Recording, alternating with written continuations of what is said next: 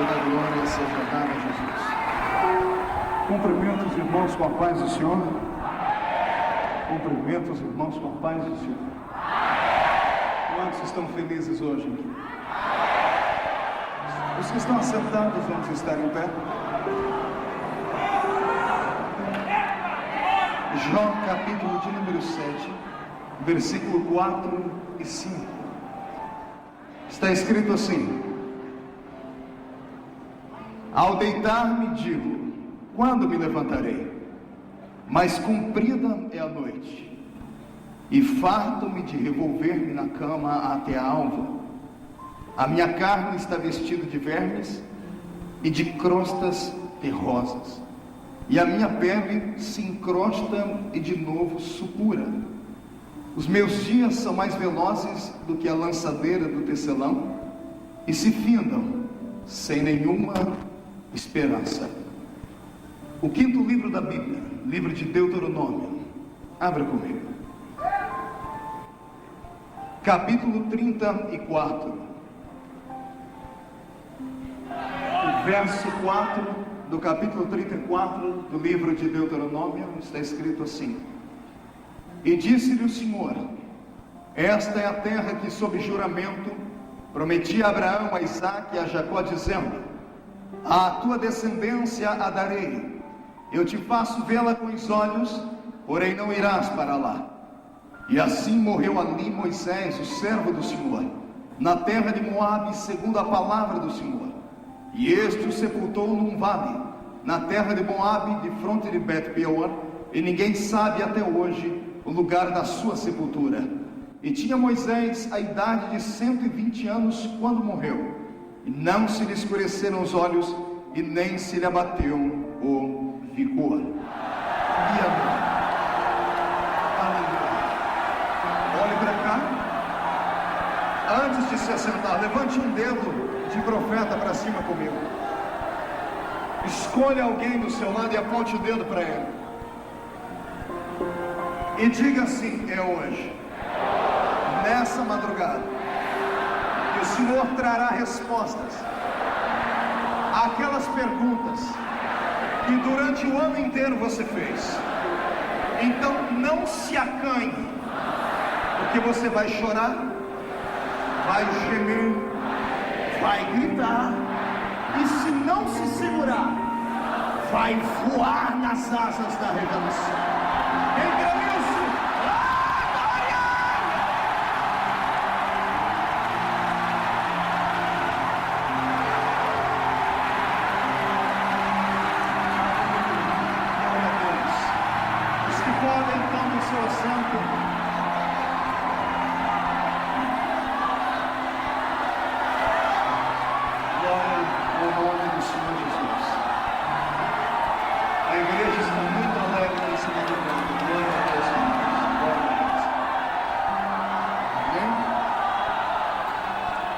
Eu vou pedir agora que você se segure um pouquinho, olhe para o seu irmão e faça assim para ele. Diga: só por alguns minutos.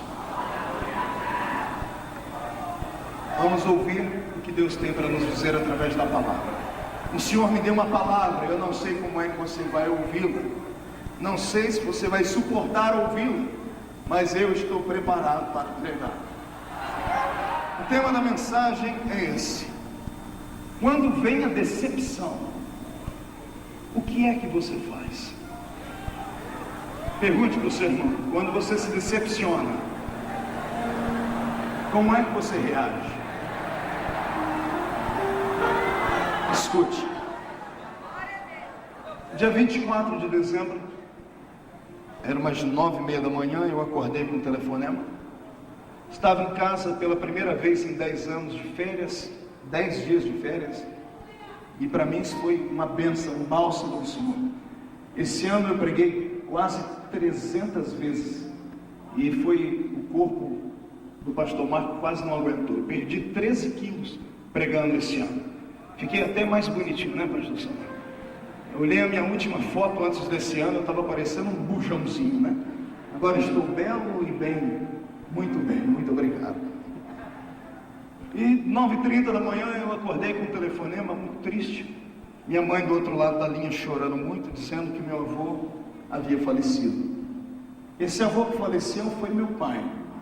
Foi o homem que fez o papel de pai. Quem conhece a minha história sabe que eu fui criado só com a minha mãe, numa família miseravelmente pobre, com 12 pessoas que moravam em 2 cômodos.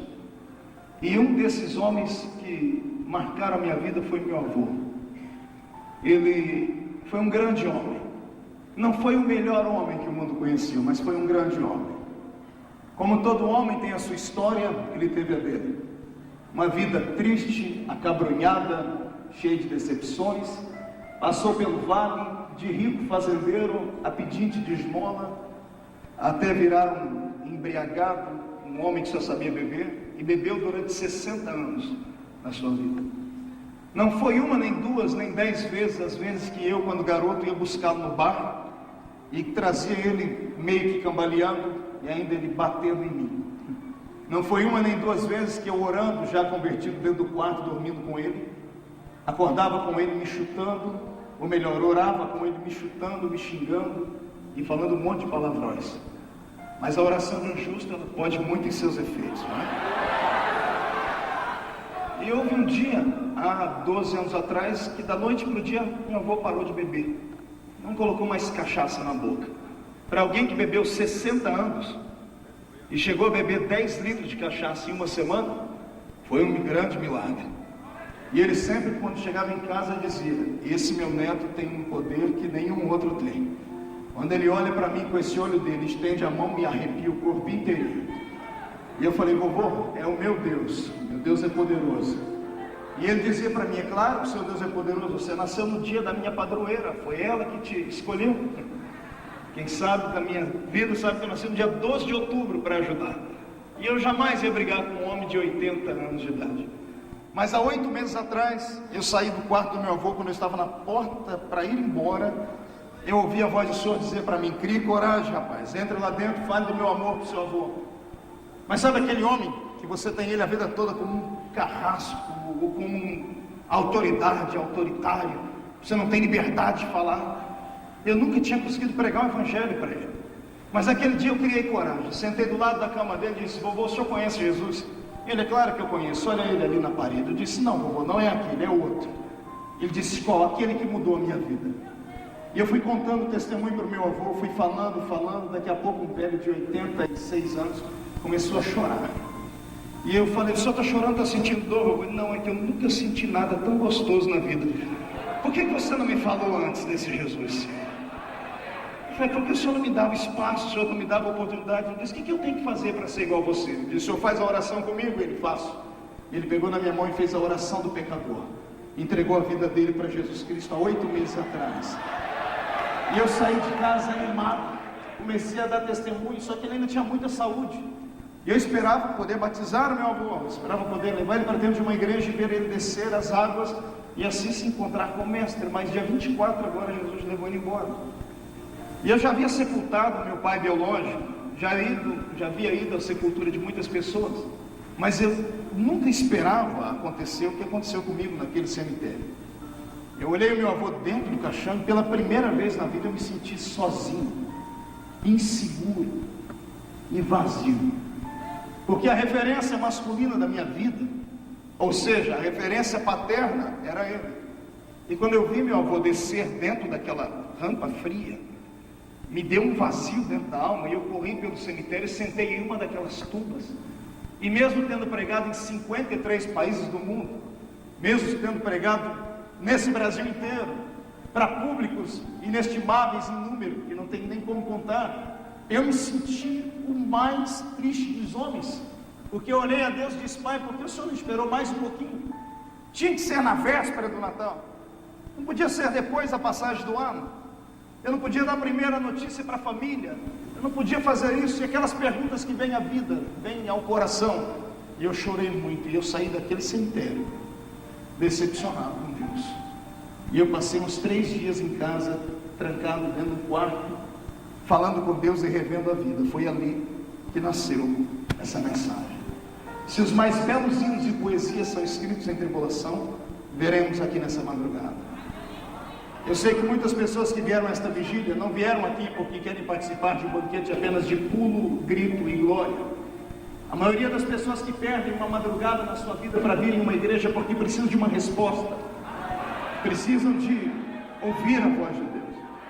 Quando vem um profeta como o pastor Samuel se levantar e chamar alguém pelo nome, ou apontar o dedo para um ou para outro, o coração dos demais chacoalha dentro do peito, dá um frio na boca do estômago da gente. De Jesus, o que aquele irmão tem que eu não tenho? Porque ele é especial, o Senhor falou com ele, comigo o Senhor não falou. E às vezes quando entramos numa vigília como essa, ao invés de sairmos mais alegres do que entramos, saímos frustrados e tristes. Pois hoje o Senhor me mandou aqui só para falar para todos aqueles que ainda não ouviram a voz profética. Deus nunca te abandonou, jamais vai te abandonar. E todas as decepções da sua vida Ele conhece. Ele carrega na palma da mão dele. Ele escuta, Ele trabalha, Ele tece histórias. Quem escreve o próximo capítulo da minha vida não é o diabo, não é o destino, é a boa mão de Deus. Da mesma forma com a sua vida. Eu não sei se você está orando nessa madrugada como orou Jó no capítulo 7, no verso 4 e 5, onde ele disse que a noite parece não ter fim, porque quando tudo desaba em cima da nossa cabeça, quando falta o chão debaixo dos nossos pés, quando a pessoa que nós mais amamos nos abandona, quando o nosso filho, a quem nós apostamos todas as fichas do futuro, estão doentes, quando falta ao nosso coração a resposta, e quando Deus parece ter virado as costas para a gente, eu não sei você, mas eu me sinto um mero verme, um verme ser humano que, se pudesse ter escolhido, era melhor não ter nascido. Eu estou preparado para milagres, estou preparado para ouvir a voz de Deus, para saltar, para gritar, para falar em línguas, para profetizar, mas não estou preparado para me sentir sozinho, para saber que estou no meio de uma batalha, sendo alvejado, sendo caluniado, sendo espancado por pessoas que não entendem a minha vida, não entendem a minha história, não entendem a minha chamada. É nessa hora, quando a noite parece não ter fim, que eu olho para o céu e espero que lá de cima venha o socorro e a esperança para a minha vida. Fico imaginando como foi que há um ano atrás, um dia depois do dia de hoje, ou na noite de hoje, você no culto da sua igreja fazendo as promessas a Deus. Esse ano será assim, assado. Dizendo a Deus, eu quero isso ou aquilo. Prometendo a Deus, vou fazer assim e assim. Sentando com a família, dizendo, esse ano nós vamos conquistar isso, aquilo e aquilo outro. E entrando em campanhas. E indo em igrejas que só falam de motivação. E entrando em igrejas que te colocam acima dos anjos. Pessoas que olham para você e dizem que você é melhor do que o melhor que há. E ouviu promessas e palavras proféticas dizendo, este é o ano da vitória, é o ano da restituição, é o ano do resgate, é o ano disso, daquilo. E o ano está indo embora daqui a pouco. E você não recebeu nada. E toda a oferta que você deu, parece que Deus roubou para ele, só te iludiu e olhou para você e demonstrou a língua dizendo, está vendo como é que eu te engano? Parece que todos os pastores do mundo profetizaram mentira para você, e você não vê a hora de terminar aqui, porque disse a Deus, eu vou nessa vigília, é o último culto que eu vou na minha vida, porque eu estou decepcionado. Eu acho que na madrugada da passageira eu vou sacrificar Iemanjá, porque o filho do diabo que mora na minha frente, que é servo do cão, melhorou de vida, comprou um carro, comprou uma casa, tudo na vida dele foi bom, e eu como crente não recebi nada. Pois bem, Deus te trouxe aqui para dizer, não é para sacrificar nada a Iemanjá, porque ela não tem nada para te dar. Ele só não te deu o que você queria porque não chegou o tempo, vai chegar. A hora que chegar ele vai lhe dar. Deus te trouxe hoje esta vigília para ver se você tem coragem de dar um grito de glória, mesmo sabendo que o coração está apertado.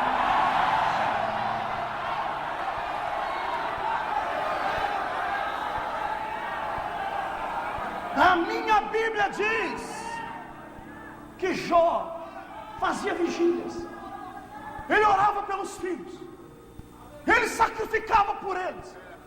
Ele fazia tudo aquilo que um pai faria pelos seus filhos, pela sua vida.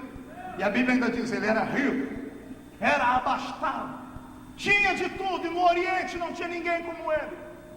Melhor, ainda tinha alguém lá no céu que dizia, esse homem é justo, fiel, temente ao meu nome. Até que alguém chegou diante de Deus e disse, ele é assim porque ele tem tudo, tira o que ele tem. e vamos ver como é que ele te adora. Somos superficiais quando falamos da história de Jó. Falamos dele ter perdido 10 filhos como se a gente tivesse perdido uma moeda. Mas para quem já perdeu um filho, sabe como é triste. Você já perdeu um filho? Você já viu o fruto do seu ventre numa cama de pedra, no subsolo de um hospital, com sangue pelo nariz, e alguém com um caixãozinho branco do lado, arrumando o bebê para você colocar dentro daquele caixãozinho, e você tem que pegar ele nas costas, ir para o cemitério e enterrar? Você sabe o que é isso? Então você não entende o que Jó passou, porque ele não enterrou um filho, ele enterrou 10. Ele pegou na alça de 10 caixões, partiu para o cemitério, e ele ainda olhava para cima e dizia: e eu sei que o meu Redentor vive.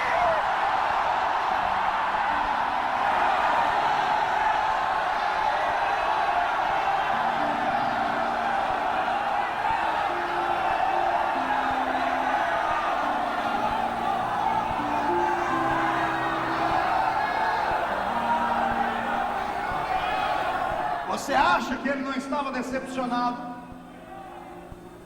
Porque depois de enterrar os 10 filhos, perder tudo que tinha, quando a mulher vai embora, quando todo mundo desaparece da vida dele, quando ele olha para a esquerda, ele olha para a direita, vê que não tem ninguém, ele, decepcionado com Deus, não diz: eu queria que o dia que eu nasci fosse riscado do calendário. Sabe o que eu vejo lá no céu alguém fazendo? Deus com um nó na garganta, porque Deus é pai. Nenhum pai suporta ver o filho sofrer. Deus não é sádico. Deus não se alimenta das suas lágrimas de tristeza. Não pense que Deus fica encantado e faz festa quando te vê na madrugada sozinho no canto do seu quarto chorando, pedindo comida para os seus filhos, pedindo livramento porque o bandido, desgraçado, filho de Satanás que mora no mesmo bairro, ameaçou ele de morte. E a senhora está no círculo de oração. Não pense que Deus bate palmas e os anjos cantam quando te vê você imolado, machucado, cheio de feridas no corpo. Não, Deus não. Deus sente as suas dores. Pastor, se ele sente, por que é que ele não interfere? Ele não interfere porque você está em prova. E ele só prova aquele que ele vai aprovar lá na frente. Está entendendo?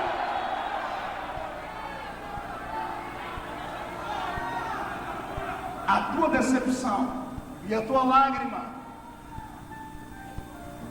foram as últimas coisas que Deus prepararam para este ano, para que Ele possa começar o ano de uma nova forma. Ele não quer que você leve para casa nenhuma lágrima de dor, de angústia. Ele quer que você deixe tudo aqui dentro hoje. Porque eu profetizo que para cada cristão em angústia, em decepcionados que estão aqui hoje me ouvindo, há um anjo do lado dele com um odre. Um odre. Você vai chorar e as suas lágrimas vão cair aí dentro. E quando terminarmos esta vigília, os anjos vão subir ao céu e despejarem diante do Senhor. E o cálice da angústia vai se derramar diante de Deus. Quando Deus sentir o perfume da nossa decepção e ver que enfrentamos em uma vigília, uma briga com Ele, Ele vai ficar de pé no trono. E conte os minutos da vitória no dia de amanhã. Eu profetizo que quando você acordar no dia de amanhã, o sol vai brilhar mais forte, a flor vai ter um perfume melhor, os seus inimigos serão abatidos e o tempo de vitória chegará. Quem acredita nisso, glorifica!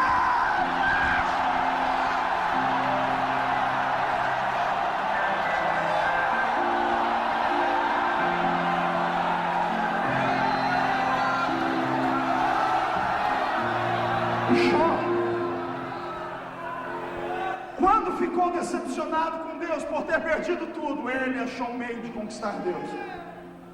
Ele debochou do diabo, ele debochou da miséria, ele debochou da solidão, ele debochou por ser agora um pai sem filhos, ele debochou do inferno inteiro. Como, pastor? Dizendo que ele ainda acreditava em Deus. Deus só está esperando isso para entrar com um mistério na sua vida hoje. Deus está esperando que você deboche da doença, deboche dos seus inimigos, deboche de Satanás, deboche da carta que te deram dizendo que você está desempregado. Deus quer que você deboche daqueles que não acreditaram no seu ministério, glorificando o nome dele.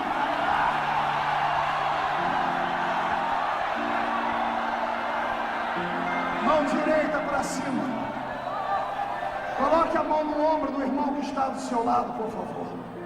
Agarre o ombro dele com carinho e respeito. Chacoalhe ele até ele ficar irritado. Vai no ouvido dele e diga: quer vitória?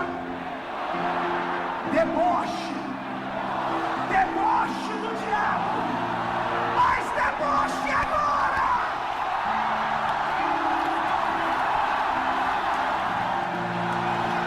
Toma aí, Satanás. Cai fora, Satanás. Estamos em guerra.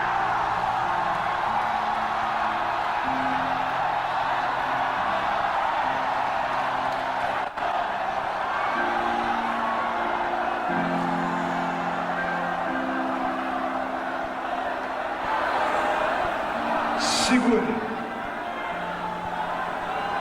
Pastor, sim. A minha situação é diferente de Jó. Eu não perdi riqueza, filhos nem mulher. O que foi que você perdeu? Eu perdi a liberdade.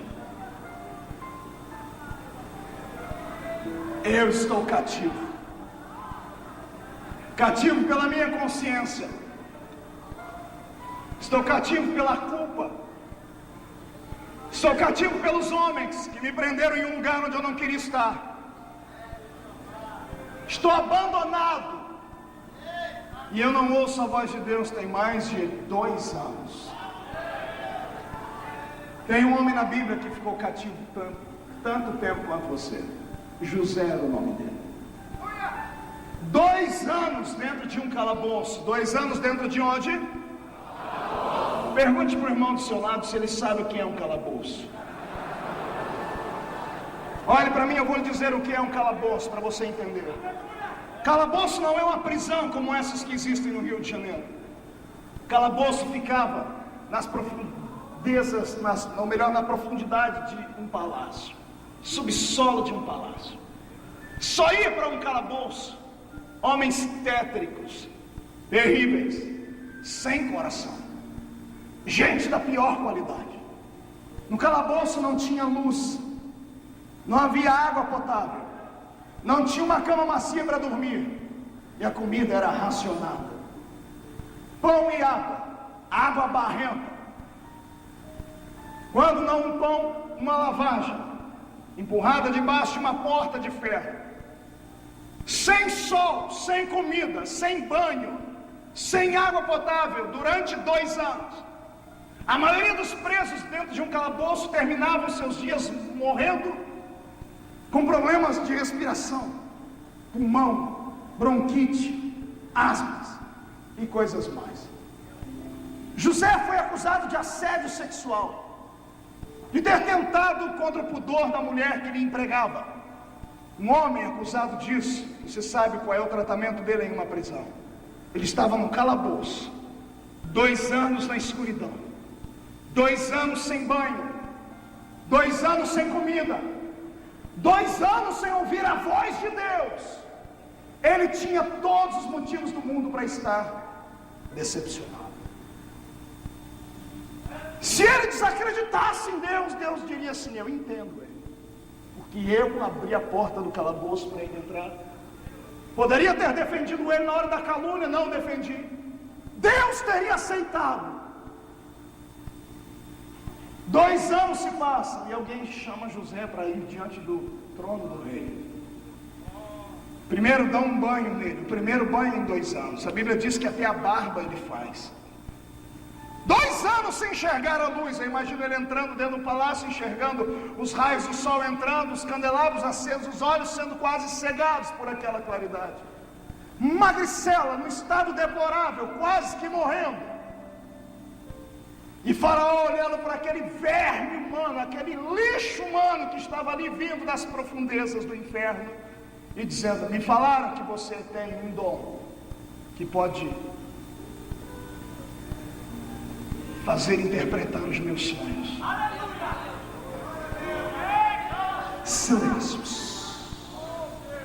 Deus está no trono olhando para José e dizendo: quero ver o que ele vai fazer agora, porque decepcionado ele está.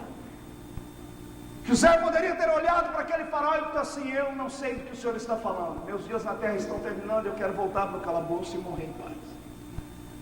Ele poderia ter dito: um dia eu tive esse dom aí, tinha um Deus que me deu, mas esse Deus é ruim porque ele me abandonou na hora que eu mais precisei dele. Ele poderia dizer assim: eu sou ateu, eu não acredito nisso, eu sou agnóstico, eu não entendo nada de misticismo, me deixe voltar lá para o meu calabouço. Sabe o que é que José faz na hora da decepção? Ele surpreende Deus. Como é, pastor? Ele surpreende Deus. De que jeito?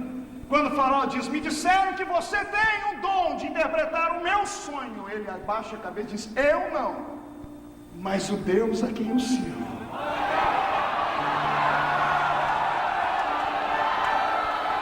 O Deus a quem eu fielmente sirvo pode interpretar os teus sonhos, faraó.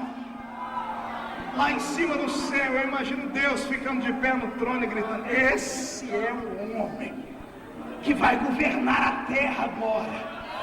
2 anos no calabouço, acordou de manhã dentro de uma prisão, vai dormir hoje numa cama macia dentro do palácio. Acordou como bandido, vai dormir como primeiro-ministro da fazenda da terra.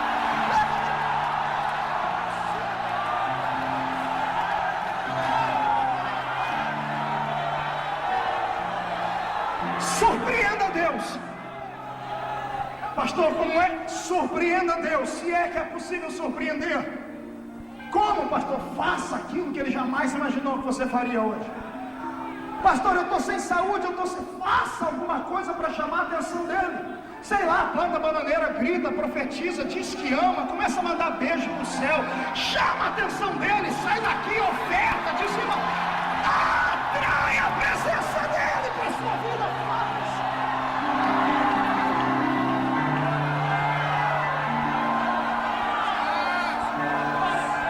Surpreenda Deus, Marcos.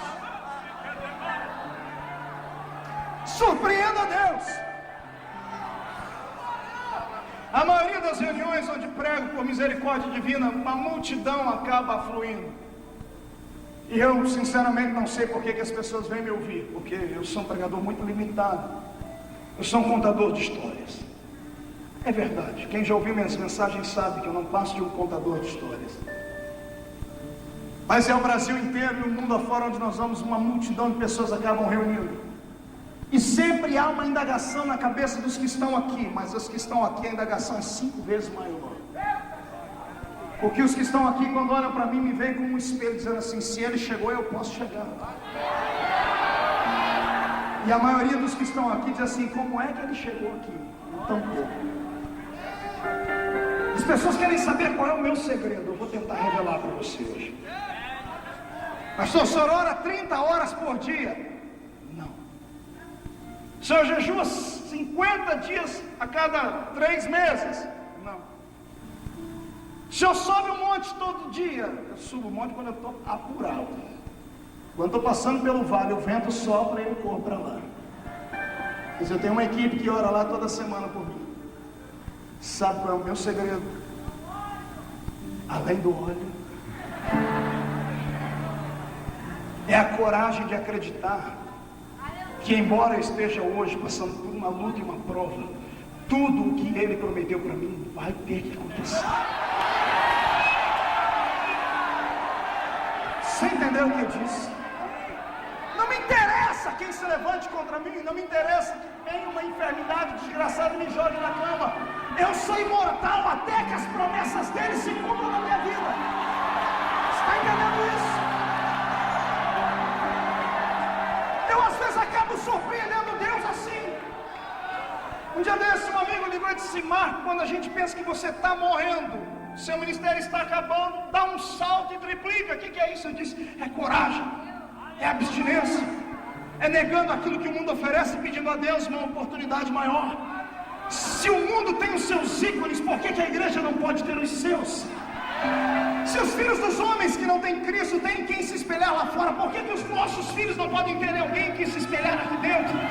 Eu profetizo em nome de Jesus que hoje, os que estão decepcionados porque estavam presos, vão chamar a atenção de Deus e os grilhões vão ser quebrados.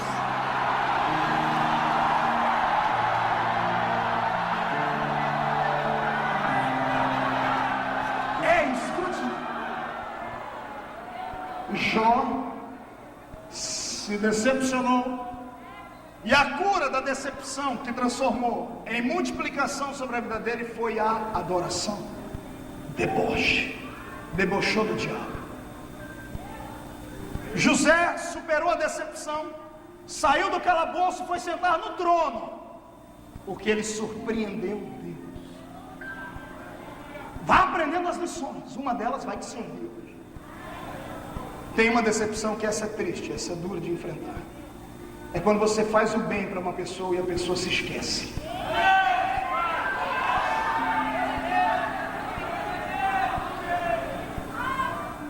E a pessoa que podia te ajudar parece que te abandona.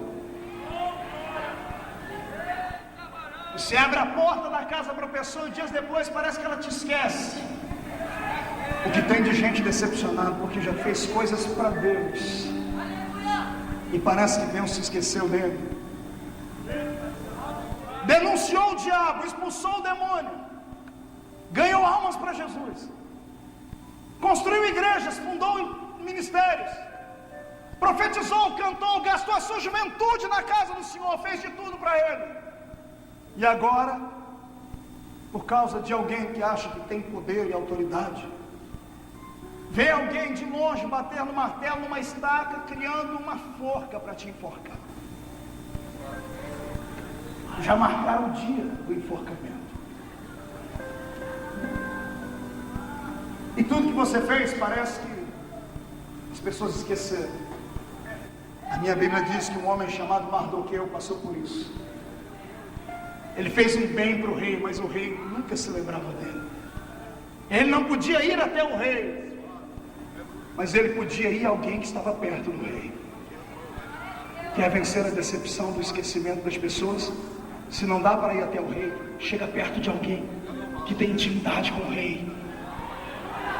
Pede para alguém interceder, e quando essas pessoas começarem a orar e jejuar, pode ser que aconteça com você o que aconteceu com Mardoqueu. A minha Bíblia diz que um dia o rei perdeu o sono. Passou uma vigília acordado. E como ele não tinha o que fazer, chamou alguém e disse: tem algum livro que eu possa ler? E alguém traz um livro das crônicas reais, tudo que as pessoas haviam feito pelo rei. Lá ele encontra o nome de um rapaz, Mardoqueu. Mardoqueu livrou o rei de uma conspiração de morte. Ele leu um monte de história bonita, mas só essa ficou na memória do rei.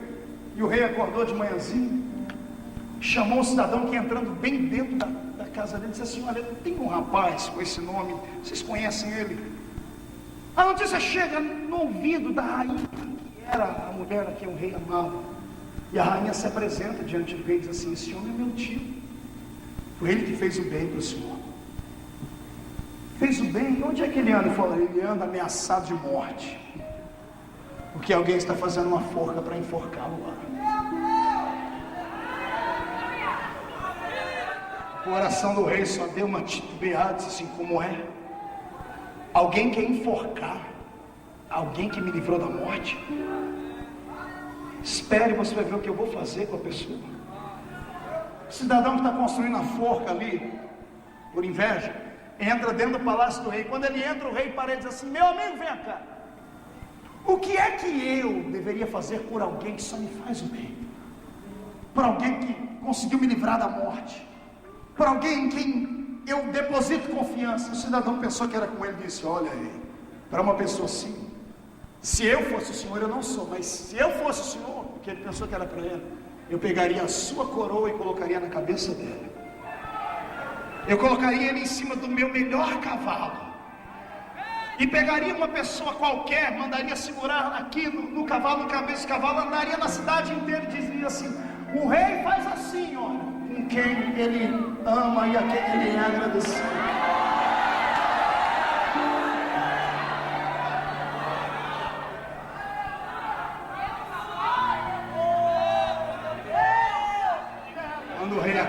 dizer essas palavras, o moço acaba de dizer essas palavras, o rei diz: é isso que nós vamos fazer agora. O coração do homem se enche de alegria e diz assim, ele já vai tirando o chapéu dele para o rei colocar a coroa e diz assim: rei, vamos começar agora, vamos. Onde está esse homem, rei? Ele sorrindo, esperando que o rei fosse. Vai você, diz assim: esse homem está ali fora, o nome dele é Mardoqueu. Mardoqueu? Mardoqueu, mas esse é o homem que eu vou matar. Ia matar. Traz ele aqui, porque ele fez um bem e eu me lembrei disso. Traz ele aqui. Coloque a minha coroa na cabeça dele. Coloque roupas reais no corpo dele. Coloque ele sentado no meu melhor cavalo. Ande na cidade inteira. E quem vai puxar o cavalo é você, seu infeliz. E grite: assim faz o rei.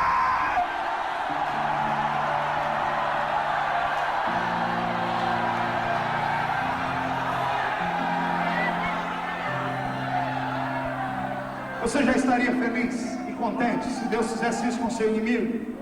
Mas Deus não vai fazer isso, Deus vai fazer muito mais. Depois que ele ter que andar com você pela cidade inteira, gritando, dizendo assim: Deus abençoa esse homem, Deus abençoa essa mulher, a forca que o infeliz fez para você, ele será enforcado nela. O meu pai, antes de morrer, disse uma frase para mim: quem pode manda, e quem tem juízo obedece. Eu, como profeta, posso e vou mandar. Se você tem juízo, levante as mãos para me obedecer. Eu profetizo que a decepção que veio sobre a sua vida, porque os homens se esqueceram de tudo que você fez, e parece até que Deus se esqueceu de tudo que você fez, o Senhor manda dizer que está terminando hoje, porque o rei está se lembrando. Hoje ele entra com providência, os seus inimigos serão enforcados.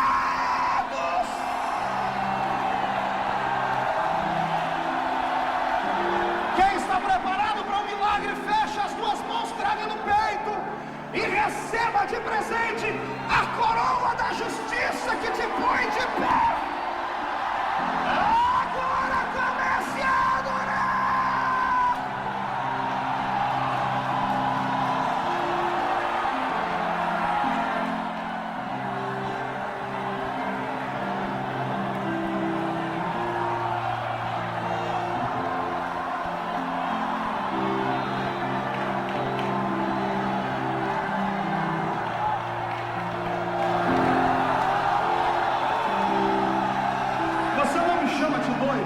Promete não me chamar de louco? Quem promete não me chamar de louco? Promete? Porque eu estou ouvindo barulho de carruagens reais. Estão chegando carruagens, vão parar aí fora. O que vai ter de gente que vai sentar numa carruagem do Senhor hoje, vai voltar para casa de cabeça erguida, será exaltado pelo Rei. O tempo da alegria chegou.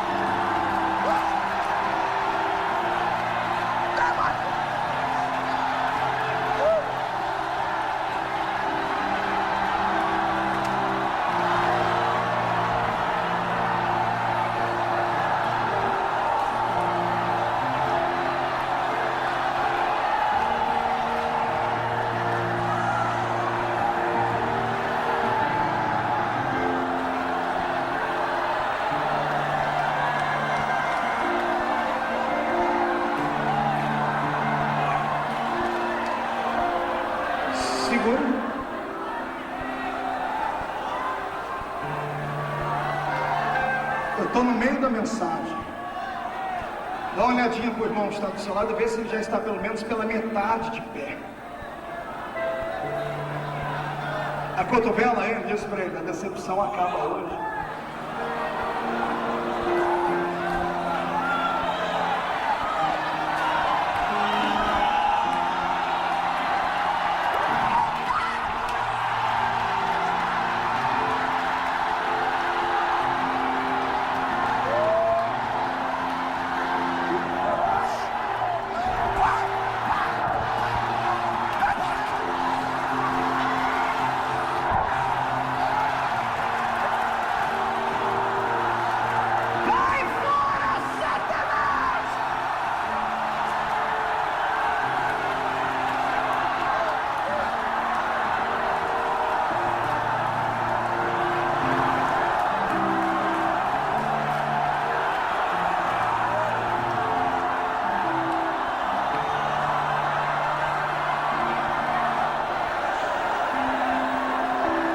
segurei.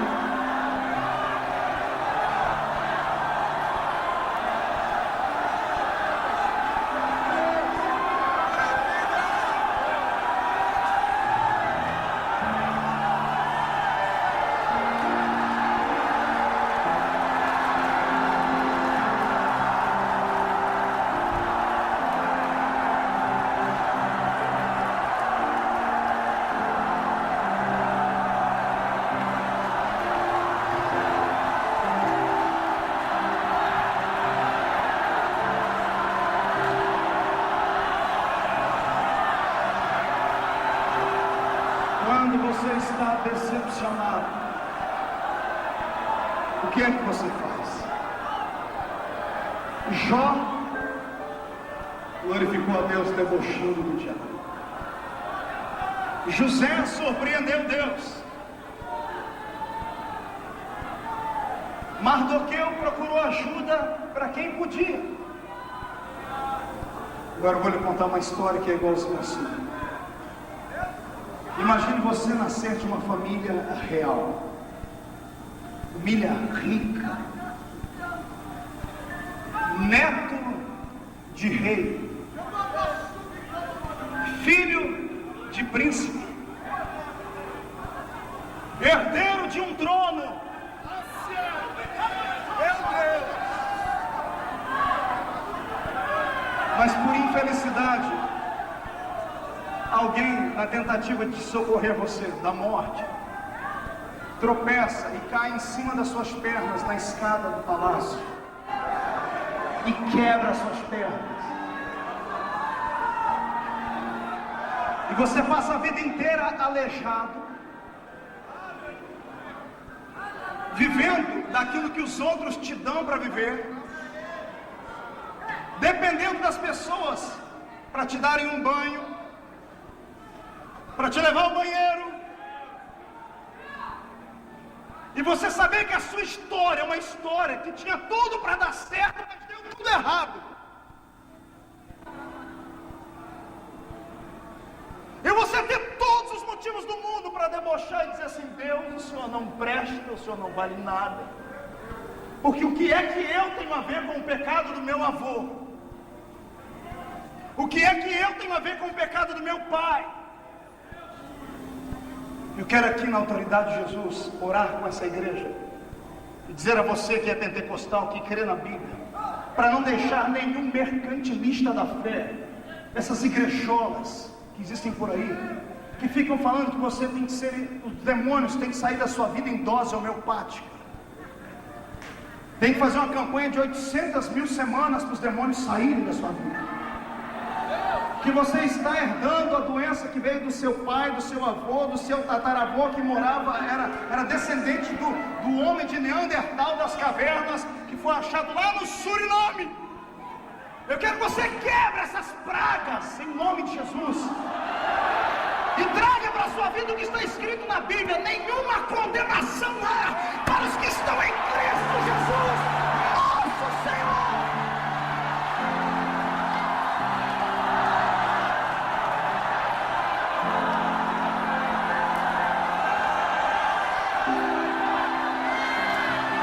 O seu avô pecou, problema dele. O seu pai pecou, problema dele. Você é herdeiro de um trono.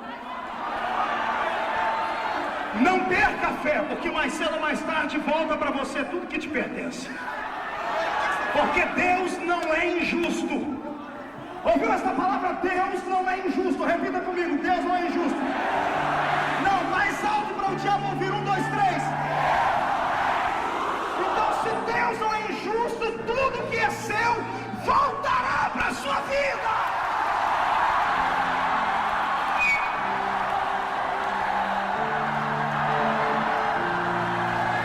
Pastor, nesse caso, o que é que eu faço com a minha decepção? Coloque a decepção num canto da sua alma e aprenda a esperar pacientemente. Não dê um passo fora da vontade de Deus. Não murmure contra Ele, aguarde, espere. Se você acredita que você é descendente de rei, fique tranquilo, o cetro vai vir para sua mão. Você crê nisso?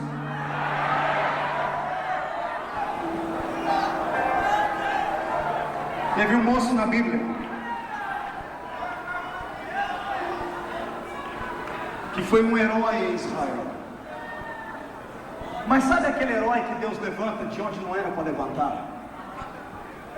Sabe aquela pessoa que não era para ser, mas Deus fez ela ser? Aquela pessoa que assusta todo mundo.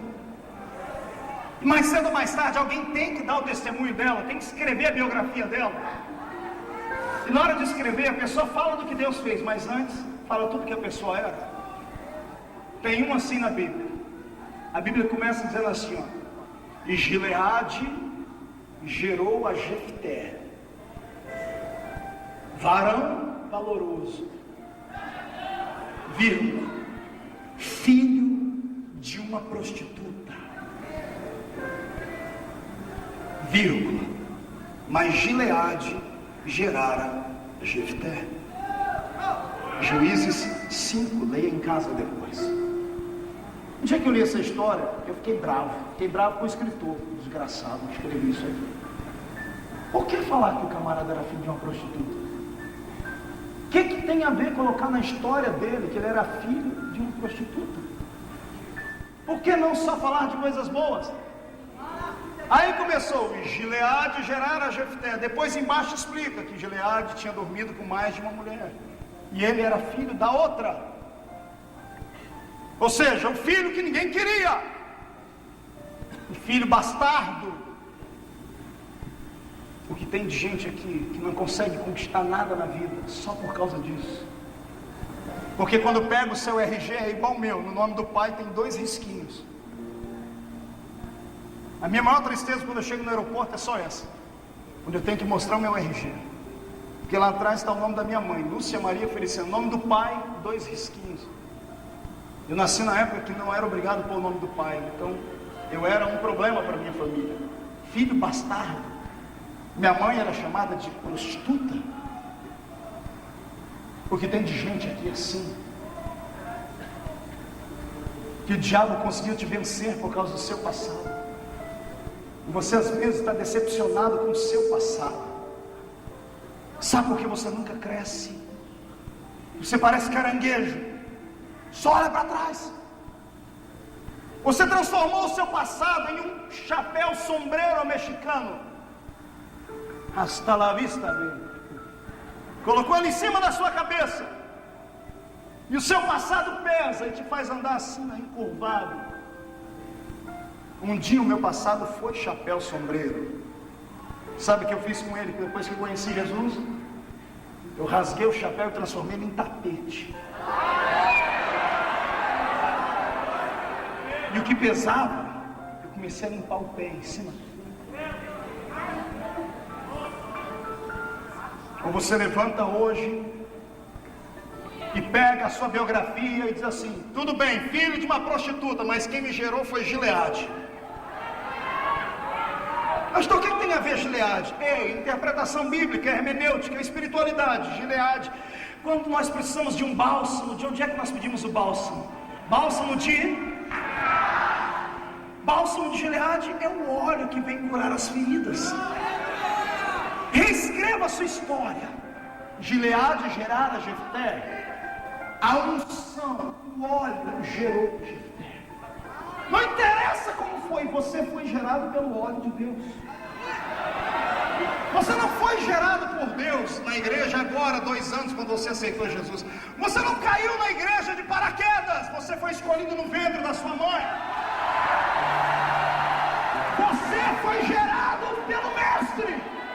No meio do caminho virou filho de uma prostituta, mas não tem problema. Quem fez a biografia vai ter que terminar escrevendo: porém, Gileade gerara a Jefté. Eu profetizo que a unção de Deus reinará sobre ti e nada nem ninguém vai vir contra a tua vida. Tem gente que tem orgulho de dizer: eu fui um assassino. Conte o que Deus fez na sua vida agora. Pode até dizer: eu não prestava, mas Jesus me transformou, e pregue a palavra. Porque enquanto você não esquecer o seu passado te perseguirá. É por isso que a maioria das pessoas que foram acabam voltando, porque alimentam o seu subconsciente com aquilo que fizeram. E o diabo usa isso como uma arma psicológica contra elas, e elas nunca esquecem o que foram. Está ouvindo isso? Isso aqui é uma palavra de Deus para a sua vida. Pare de sentir orgulho de ter sido isso, de ter desfilado naquilo, de ter feito. Pare! Me mostre agora o que Deus fez na sua vida.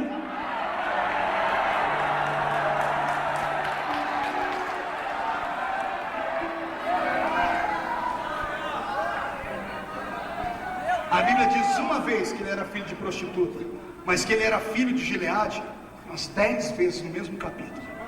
Entendeu? Olha para o irmão do lado e diz: não me interessa o seu passado, mas o seu futuro eu estou interessado nele. Meça o rosto da pessoa, meça como se fosse tirar uma foto dela. Fale para ela: deixa eu te olhar direito. Vai, dá do outro lado, vai, diga, deixa eu te ver direito. Pergunta para o irmão: para que isso? Diga: para quando eu ver você no Jornal Nacional, no Jornal Globo, escrito lá: crente daquela igreja passa no supermercado, dá bom dia pro paralítico, o paralítico levantou e andou. Vai haver uma história de milagre.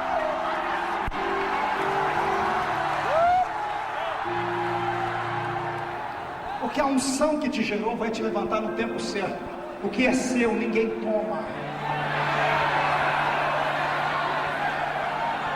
Deixa eu mandar um recado aqui para você. Ei, coisa ruim, invejoso, fica criando laços para derrubar homens de Deus.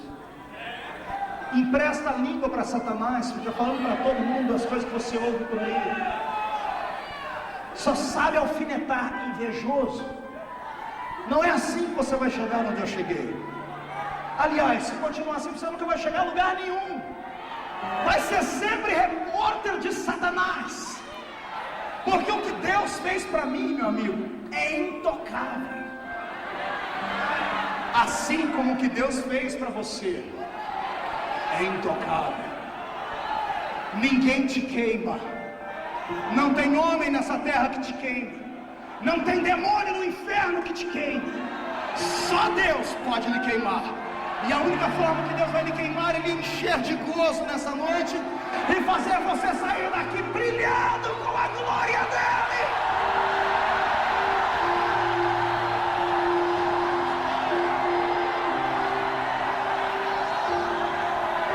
Os que estão sentados de pé, pegue na mão do seu irmão, vamos terminar. Vê se ele já está pelo menos a metade dele de pé.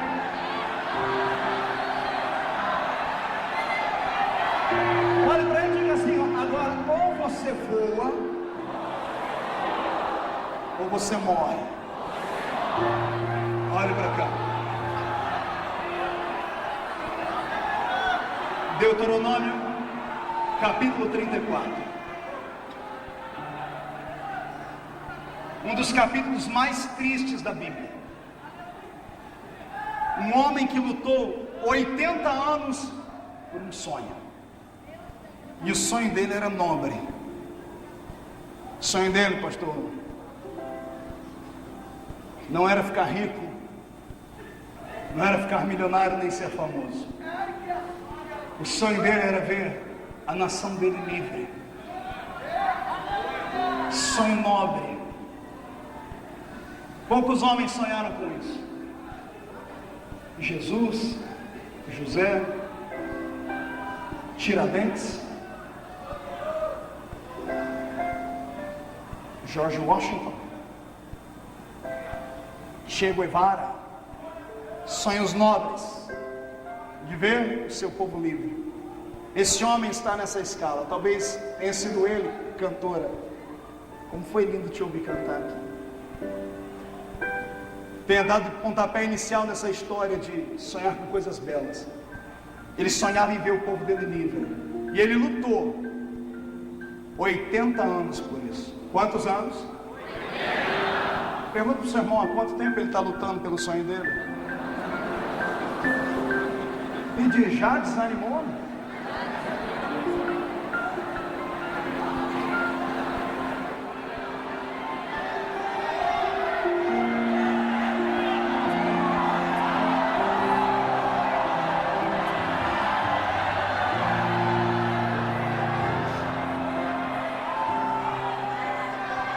Anos depois, ele acordava antes de todo mundo. Ele estava decepcionado. Pergunte para mim, por quê? 5:30 da manhã. Porque às 6 da manhã todo judeu tinha que acordar para pegar um maná. A padaria do céu funcionava até às 5:30 da manhã. 5:30 da manhã os padeiros celestes desciam e colocavam maná na porta da tenda. Tinham que acordar, pegar o maná às 6 da manhã, porque senão ele derretia. Ele acordava às 5:30 da manhã mais cedo para olhar o povo. Ele tem 120 anos. Acordou às 5:30 da manhã, está limpando o rosto, ele ouve uma voz. Moisés. Pois não, senhor. Tudo bem? Vai. Parece estar triste, Moisés. É impressão sua. Eu estou assim há 80 anos. Sobe aqui para a gente conversar. Posso levar alguém comigo? Não. Mas só eu e você. Tudo bem. O senhor espera, eu não sou o garotão de 80 anos que subia um monte em 6 horas. Vai demorar um pouquinho mais. Sem problema, eu espero você chegar, vem. E a minha Bíblia diz que Moisés sobe até o cume do Monte Pisga, de frente de Jericó. Quando ele está lá em cima, Deus desce sobre ele em cima da sua Shekinah. Relâmpagos e trovões, pastor Samuel. E eu imagino um diálogo entre Deus e ele. Você tem, Moisés? Senhor, a gente é amigo, não é? Não tive nenhum amigo como você. Está escrito na Bíblia isso. Na lápide de Moisés foi escrito: e não houve homem como Moisés, com quem Deus falasse face a face, como quem fala a um amigo. E amigo tem liberdade. Senhor, estou desanimado, decepcionado. Por quê, filho? Porque eu falei para todo mundo que eles iam entrar na terra. Faz 80 anos que eu luto pela terra e nunca chego lá. Eu errei o caminho. Eram 40 dias a pé. Virou 40 anos. Faz 80 anos que eu estou nessa peleja. 40 só nesse deserto. Pai, eu vou morrer e não vou ver a terra. E Deus olha para ele e diz: tem uma surpresa para você hoje. Que surpresa? Levanta os olhos e olhe para frente. O que é que você vê? Eu imagino só nuvens daqui de cima, pai. Ô Moisés, desculpa, deixa eu tirar as nuvens daí.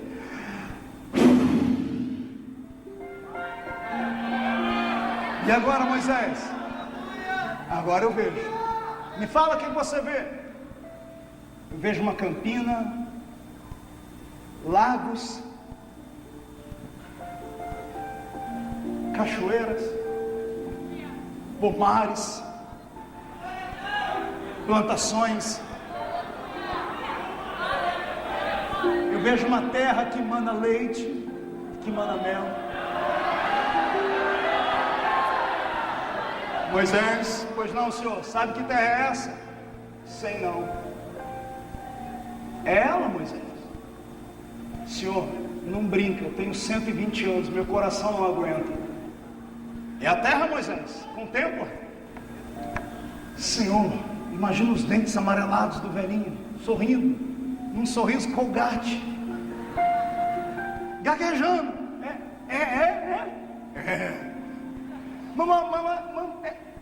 É ela, Moisés. Eu prometi a Abraão, Isaac e Jacó é a terra. Senhor, me dá licença, posso descer, eu vou preparar o povo. Calma, Moisés, para que a pressa? Eu tenho que preparar o povo para entrar na terra. Moisés, calma. Você está andando 40 anos, mais um dia não faz diferença. Conta para mim, o que você vai fazer quando entrar lá? Senhor, como não tem ninguém me vendo, eu acho que eu mereço escolher um pedacinho bom da terra. Eu quero escolher aquela campina, fazer uma casa, uma cadeira de balanço. Vou passar o resto dos meus dias pescando naquele rio, vendo os meus netos, os meus filhos crescerem na terra e curtindo, Senhor, aquilo que os velhinhos curtem no fim da idade. O que, Moisés? Artrite, artrose, osteoporose, reumatismo, cataratas. Posso descer, Senhor? Não, Moisés. Por que não, Senhor? Moisés, abre os braços. Glória a Deus. Pronto, fecha os olhos. Eu tenho uma surpresa para ti. O que é, Senhor? O que o Senhor vai fazer? Moisés! Sim, Senhor. A mão de Deus sai de cima da nuvem. O dedo dele. Deus aponta para o coração do velho. Moisés, morre.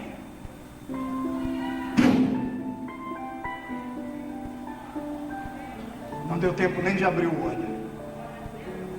E a minha Bíblia diz: e morreu Moisés, com a idade de 120 anos, e não entrou na terra. Aperte a mão do seu irmão para ver se ele está acordado. Diga para ele: você acha justo isso? Você acha justo isso, pastor Samuel? Ah, desculpe, aí vai vir os crentes santarrões de plantão. Quem mandou ele bater na pedra? Vá catar coquinho, infeliz. Mas as pequeninas coisas os impedirão de chegar lá. Ah, Jesus, se for assim, ninguém entra lá, meu irmão. A salvação não é por obras, não é pelo que você faz, é pelo que Ele fez.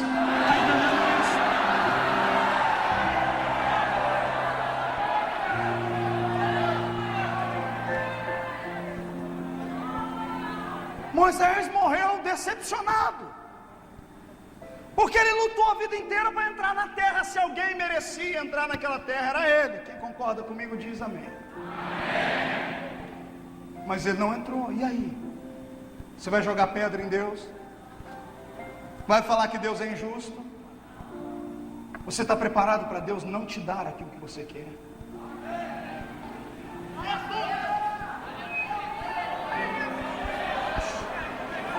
Agora acabou o grito, acabou. Eu falei, ou você ia voar ou você ia morrer.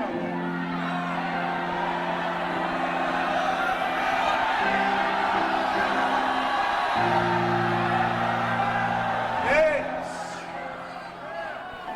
não precisa ser hipócrita, nem falso, porque eu também acho que está errado. E por isso eu briguei com Deus. Alguém tem que brigar com Ele, às vezes, para Ele revelar algumas coisas para a gente. E eu briguei com Deus, pastor Samuel. Eu falei: Deus, por que Moisés não entrou lá? Não vem com a história da pedra que eu não engulo aquilo. Por que ele não entrou lá, Senhor? O Senhor disse: ele não entrou lá porque aquilo era o sonho dele. O homem sonha, mas tem que me dar o direito de sonhar também. O meu sonho, me disse o Senhor, é maior e melhor do que o do homem. Eu falei: eu não entendi. O Senhor disse: Moisés queria entrar onde? Eu disse: na terra prometida daqui da terra. O Senhor disse: eu queria que ele entrasse na terra prometida aqui do céu.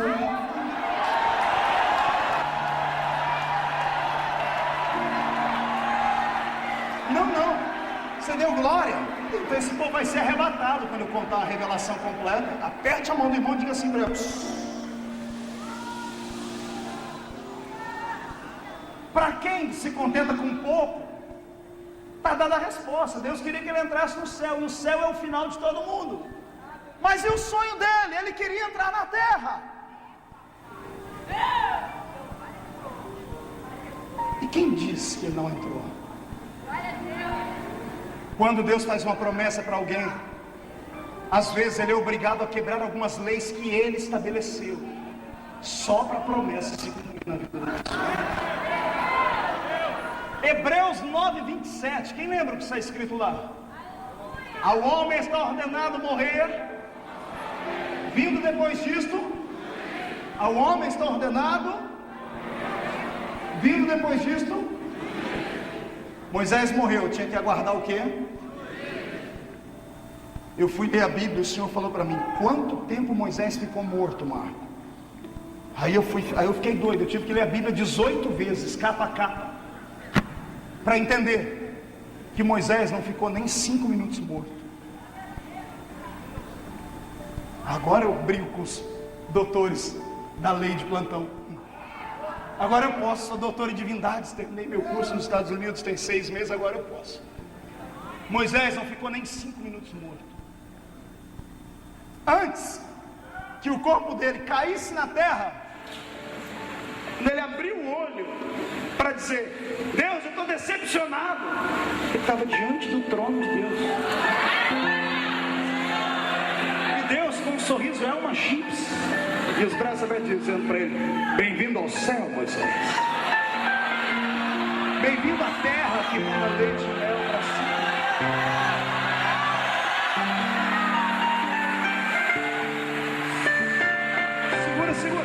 Segura, porque os teólogos agora os neurônios estão entrando em conflito, está fundindo a mente de muita gente.